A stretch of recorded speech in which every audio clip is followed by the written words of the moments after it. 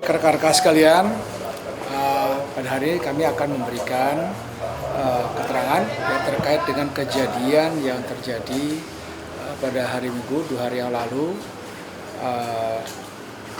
Jadi kejadiannya adalah pukul 7 pagi, di mana ada laporan dari salah satu Kapolsek kami, yaitu Kapolsek Rapochini di HT, yang melaporkan bahwa ada anak-anak muda yang sedang bermain senapan Omega, dan di situ lalu mencegat orang-orang yang jalan, ya, lalu mendorong orang yang jalan, juga melukai orang yang jalan di situ, sehingga menendang, ya. Jadi tindakan-tindakan ini sangat meresahkan warga masyarakat.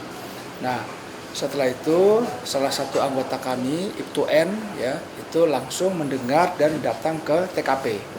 Ketika datang ke TKP bertepatan dengan seorang anak muda, ya, atas nama Betran, pada itu sedang melakukan tindakan yang cukup keras kepada salah seorang pengendara motor, sehingga begitu Ibtu N turun dari mobil langsung melakukan penangkapan, ya, megang pelaku begitu, ya, dengan Betran, sambil mengeluarkan tembakan peringatan. Setelah dilakukan tembakan peringatan, yang lain melarikan diri, hanya satu yang tertangkap, si Betran tadi. Kemudian Betran berusaha untuk melarikan diri, berusaha meronta, dan ketika meronta, pistol yang masih dipegang oleh Ibtu N itu meletus dengan tidak sengaja, terkena bagian tubuh belakang. Nah, setelah itu Betran kemudian almarhum dibawa ke mobil untuk dibawa ke rumah sakit, dibantu dengan beberapa saksi yang ada di lapangan, ya, dibawa ke rumah sakit Kristalina. Pada waktu itu dilakukan tindakan awal, namun karena memang, ya, tidak cukup alat yang digunakan, sehingga kemudian dibawa ke rumah sakit Bayangkara. Dan ketika sudah di rumah sakit Bayangkara, ternyata Betran almarhum sudah meninggal dunia. Nah, tindakan yang kami lakukan adalah pada waktu itu langsung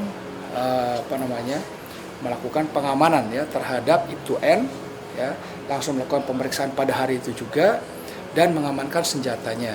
Langsung juga Kasat Reskrim, juga Kabid Propam, Kasih Propam itu melakukan olah TKP di tempat.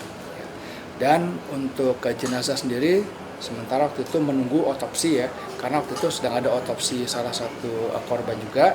Itu menunggu otopsi, kami melakukan olah TKP, dan penyidikan langsung dimulai pada saat itu juga. Nah, ketika sudah sampai dengan otopsi, tentu nanti hasil otopsi akan disampaikan oleh dokter, karena kami tidak berwenang, ya, bukan ahlinya.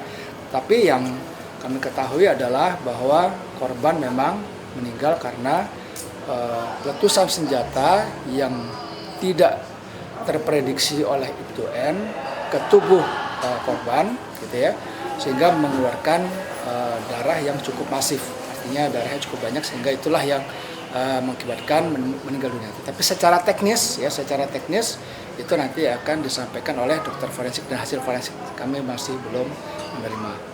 Nah, untuk perkembangannya sampai saat ini, ya, untuk almarhum sendiri sudah dimakamkan.